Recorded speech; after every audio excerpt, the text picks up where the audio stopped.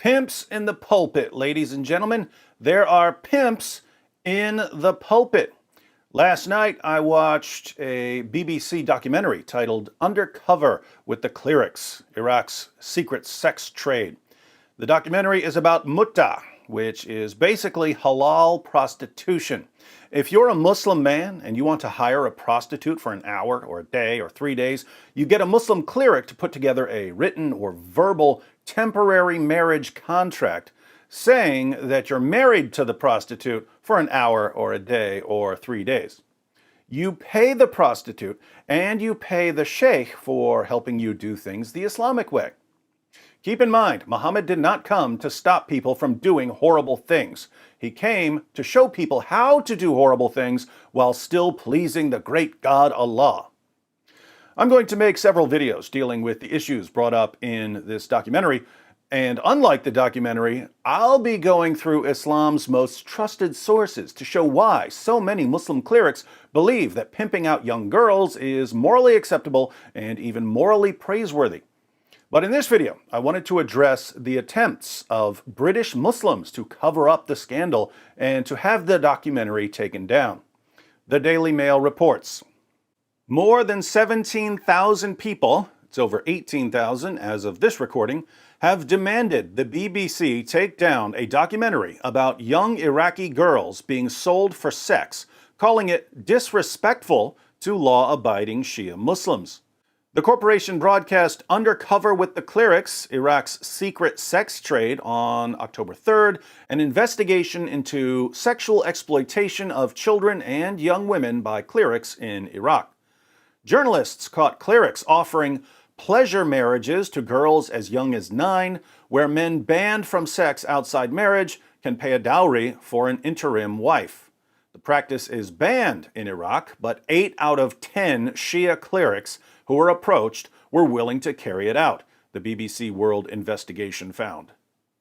8 out of 10 Shia clerics, 80%, were willing to put together temporary marriage contracts. It's technically banned in Iraq, but the documentary reveals that the Muslim sheikhs care more about what Muhammad said is permissible than about what the Iraqi civil courts say is permissible. Shocker. But now, more than 17,000 people have signed an e-petition demanding the BBC removes the show from iPlayer. The petition to the Change.org petition, my goodness, get an editor, Daily Mail, set up by Mo K, accused the corporation of cherry-picking misguided men who do not represent Shia Islam in any way. Yeah, Muslim clerics who oversee mut'ah marriages don't represent Islam. I guess Muhammad doesn't represent Islam either, since he allowed and promoted mut'ah marriages. But a BBC spokesman told Mail Online it won't be deleted and said this thorough investigation was conducted over an 11-month period and exposes the sexual exploitation of children and young women. The documentary fully complies with BBC editorial guidelines. I think this is the first time I've ever had the slightest respect for the BBC. Bravo for taking a stand, BBC, although I'm a little confused now. The BBC exposes the Islamic practice of mut'ah and the sexual abuse of Muslim women and girls in Iraq. But if you complain about Islamic grooming gangs in the UK, the BBC will try to destroy your life. Why is that? Is it because the victims in Iraq are Muslim girls and they're worth defending, while non-Muslim British girls aren't worth defending? Sorry, this is just my inquiring American mind trying to make sense of that hypocritical cesspool masquerading as journalism in Great Britain. The petition said the program was made to tarnish the image of Iraq and Shias worldwide. It claimed the women and girls in the show did not know that it was being used to belittle Shia Islam, and their words would be used against their faith. I didn't catch one criticism against Islam or against Shia Muslims in the documentary. The emphasis was on Shia clerics who are pimping out women and girls. The idea that the BBC, one of Islam's greatest defenders in the West, is suddenly attacking Islam and Muslims is so utterly absurd that we might start wondering about the true motives of the people who want the documentary taken down. The petition reads, "To the BBC, when we asked for representation, we weren't expecting this mockery." Again, I'm no fan of the BBC, but there's no mockery in the documentary. If you want mockery, check out my channel. I'll put a link to Islamicize Me and Muhammad's Boom Boom Room in the description box. I'm happy to give the petitioners a free lesson in true mockery. The BBC have recently published a documentary titled Iraq's Secret Sex Trade, in which they go undercover to reveal the heinous crimes committed by a number of men who claim to follow the Shia faith. Instead of making a documentary about the world's largest peaceful annual pilgrimage held in Iraq, hosting 20 million people each year, the BBC have decided to cherry-pick a handful of misguided men who do not represent Shia Islam in any way, shape, or form to tarnish the image of Iraq and Shias worldwide. Please sign this petition if you stand with the Shia Muslims who feel that their religion is being gravely misunderstood. This is not just embarrassing, it is the utmost disrespect. To implicitly label us all as compliant with child prostitution is an absolute disgrace. Those who partake in these acts are not our Shias. Classic response.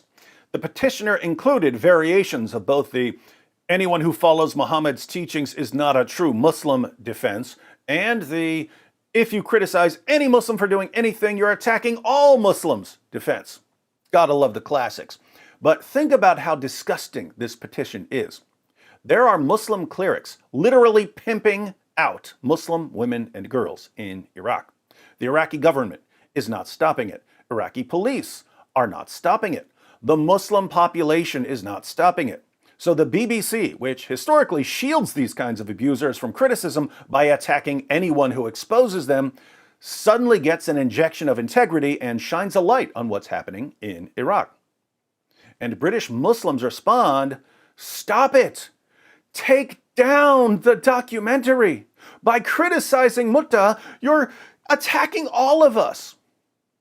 Well, if the BBC stops shining a light on Muslim clerics pimping out women and girls, and no one else is doing anything about it, what happens to the women and girls?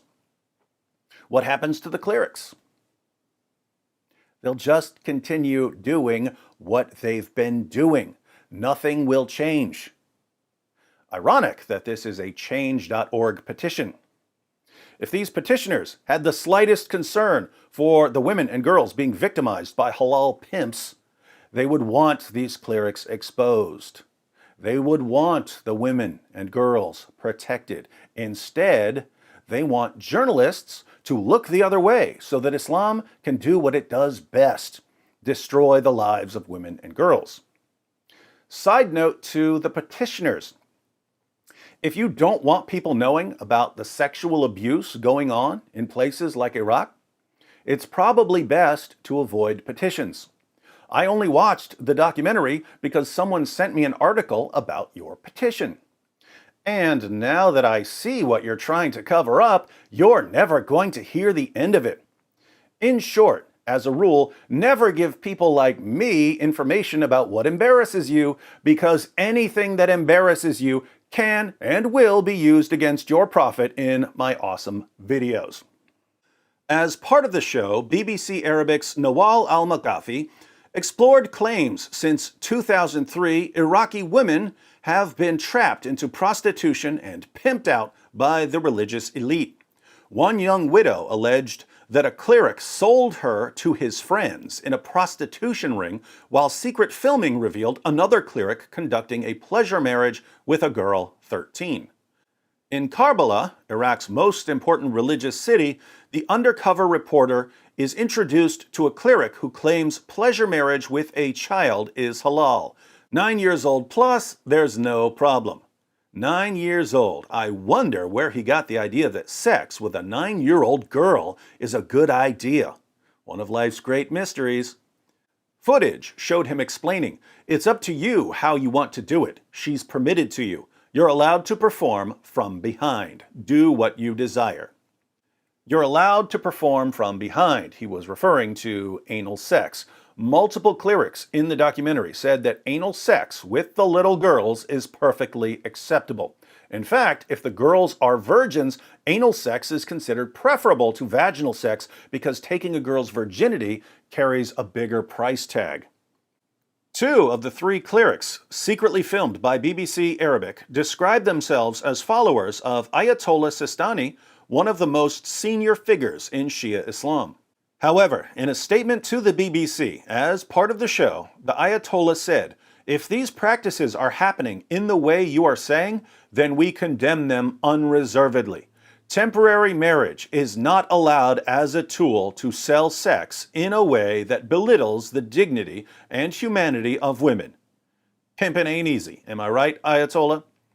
But thousands have slammed the BBC for allegedly tarnishing Islam on national television at prime time on Friday evenings by signing the petition.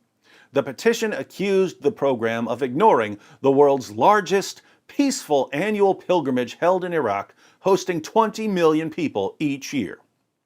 Just ignore all of the women and girls who are being turned into prostitutes by Muslim clerics in accordance with Islamic law. Instead, focus on the annual pilgrimage. Nice. Tell me more about how your religion is such a benefit to humanity. Notice that the Ayatollah pretends that he's condemning mut'ah without actually condemning it. He doesn't say temporary marriage is not allowed. He doesn't even say temporary marriage is not allowed as a tool to sell sex. He says temporary marriage is not allowed as a tool to sell sex in a way that belittles the dignity and humanity of women. So tell me, Ayatollah, how do you pay a Muslim girl or woman for sex for an hour or a day in a way that doesn't belittle her dignity and humanity?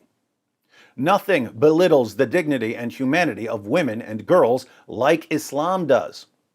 And if Muslim men want to try to cover up the sexual exploitation of Muslim women and girls, then it looks like non-Muslims are going to have to speak out for Muslim women and girls. More to come on this documentary. If you'd like to watch it, it's available on the BBC website. I think the link only works if you're in the UK, but I'll include it in the description box for those of you in the UK.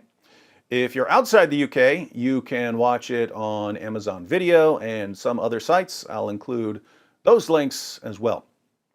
After we explore the sexual abuse of Muslim women and girls in Iraq, maybe we'll take a look at the sexual abuse taking place in Pakistan and in Afghanistan and in every other part of the Muslim world. Then we can think about how this pattern of sexual abuse is connected to Islamic grooming gangs in the UK.